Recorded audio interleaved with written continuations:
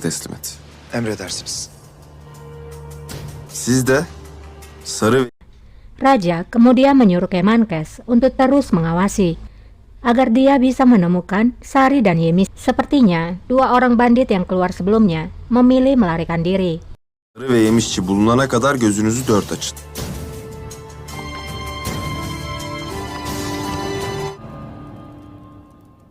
Terlihatlah semua Sipahi telah tewas dibantai oleh raja dan rombongannya.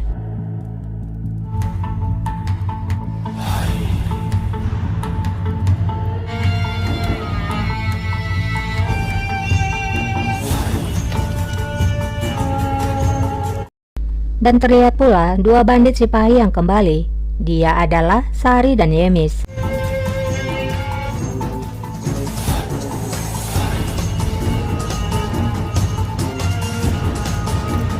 Di lain sisi, Margaret mengabarkan pada Putri bahwa raja telah kembali. Putri pun menjawab. Akhirnya, ia pun lalu bercermin.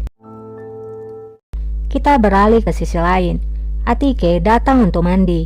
Ia pun menyapa kakaknya Geverhan. Geverhan? Kamu sedang melamun, Geverhan lalu menjawab. Aku hanya bersantai. Dan içim geçmiş.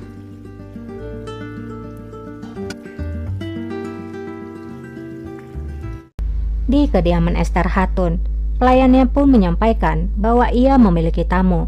Esther pun bertanya, siapa dia? Pelayannya pun menjawab, dia adalah wali utama dari Raja Silahtar Mustafa Aga. Esther pun tersenyum, kemudian bercermin merapikan dirinya.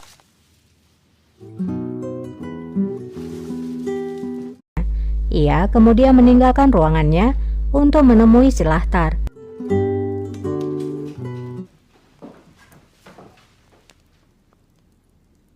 Esther pun menyapa Silahtar. Silahtar Mustafa. Ester Hatun. Esther berkata, Silahtar, aku melihatmu sebelumnya di istana, tapi kita tidak bertemu. Silahtar menjawab, beruntung hari ini. Esther pun berkata lagi, aku bertanya-tanya, apa yang membawamu kemari? Silahtar menjawab, aku membawa sesuatu yang menjadi milikmu. Esther pun melihat ada peti di sana. Ia pun kemudian memeriksa isi dari peti itu.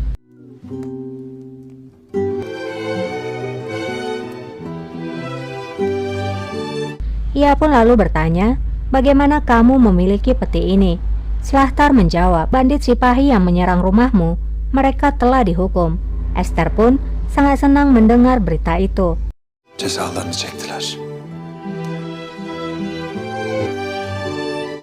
Kembali ke istana, Geverhan berkata, apakah kamu sudah mendengar apa yang terjadi pada Aisyah?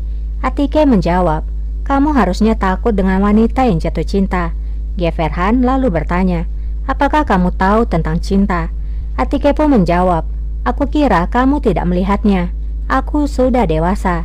Sudah saatnya aku menikah. Aku berharap tidak menjadi seperti milikmu. Ve evlilik olmaz. Mendengar kata-kata adiknya, Geverhan pun menjadi sensitif. Atike lalu berkata lagi, maksudku, aku akan menikah dengan seseorang yang aku pilih, daripada seseorang yang dipilih oleh ibu. Itulah yang aku maksudkan. Biriyle evlenmek istiyorum. Geverhan pun bertanya, apakah ada seseorang yang ada di dalam hatimu? Namun, Atike berbohong. Ia menjawab, tidak, tentu saja tidak ada. Yok tabii. Kembali kepada Silahtar. Silahtar berkata, kamu sangat dekat dengan Qasem Sultan. Dia sangat menghormatimu. Tampaknya ada ikatan antara kalian berdua. Esther pun menjawab, tentu saja. Siapa yang bisa memahami kami lebih baik daripada kami sendiri? Lagi pula, kami berbagi takdir yang sama. Silahtar pun bertanya, takdir yang sama? Esther pun menjawab, kami berdua menjadi janda sejak kami muda. Kami bertarung di setiap kesempatan. Sangat sulit menjadi sendirian, terutama bagi seorang wanita. Bir başımıza. Yalnızlık çok zor. Kadın için. Silahtar pun menjawab, itu pasti sulit. Esther pun berkata, itu sama sulitnya bagimu. Aku mendengar tentang reputasimu. Kamu jago membuat umpan. Her çiçekten bağlayılırmış.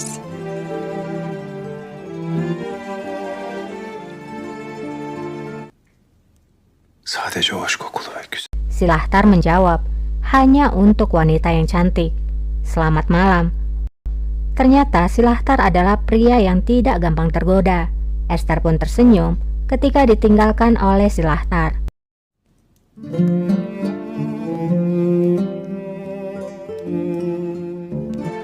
Hayırlı geceler.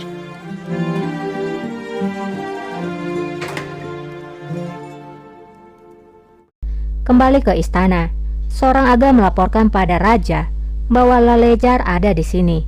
Dia ingin bicara denganmu. Raja pun mengizinkannya untuk masuk. Gelsin. Hünkârım, Lalejar pun masuk dan lalu berkata, "Rajaku, Putri Faria ingin bertemu denganmu. Aku sudah memberitahukannya bahwa kamu tidak bisa." Raja pun menjawab, "Biarkan dia datang." Gelsin. Kita beralih dulu kepada Aisyah.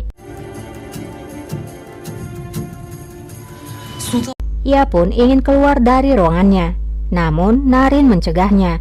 Aisyah kemudian berbicara, "Aku harus pergi, Narin. Aku harus melihat raja, atau aku akan menjadi gila. Apakah kamu mengerti?" Narin menjawab, "Sultana, maafkan keberanianku, tapi kamu seharusnya tidak menambah bahan bakar ke dalam api. Raja sedang marah padamu." Aisyah pun menjadi terdiam. daha fazla canınız yanmasın. Kembali kepada raja, Putri pun menghadap. Putri berkata, "Maafkan telah mengganggu. Aku hanya ingin mengucapkan terima kasih atas kebaikanmu yang memberikan hadiah ini." Raja pun menjawab, "Senang jika kamu menyukainya." Putri pun berbicara lagi, "Aku datang untuk meminta maaf atas apa yang terjadi hari ini." Raja pun berkata, "Mengapa kamu harus meminta maaf?" Putri pun menjawab, "Aku tahu kehadiranku di sini mengganggu semua orang. Itu membuatku sangat sedih. Aku tidak ingin menjadi penyebab hal ini. Mungkin aku harus pergi." Belki de en iyisi gitmem. Raja pun menjawab, "Kamu bukanlah orang yang seharusnya menjadi malu. Itu bukanlah kesalahanmu. Lagi pula, kamu hampir mati." Putri pun menjawab, "Hidupku dipercayakan padamu, dan aku tidak meragukan bahwa kamu akan melindungiku." Tapi, belum selesai Faria berbicara, inilah yang dilakukan oleh raja. Ama Ya, raja pun mencium Faria. Faria menjadi terdiam. Raja kemudian berkata, "Kamu tidak boleh pergi kemanapun, Faria. Kamu akan tinggal di sini, dekat denganku. Jadi aku tahu kamu dalam keadaan selamat." Ne olduğunu bileyim. ne kadar yakında olacağım. Faria pun menjawab, "Seberapa dekat aku denganmu?" Raja sambil memegang pinggang Faria, ia pun menjawab, "Sebanyak yang aku izinkan." Kali ini, Faria pun gantian mencium raja. Benim kadar. Neyse ki Faria berkata, "Meminta izin bukanlah diriku." gibi bir huyum yok.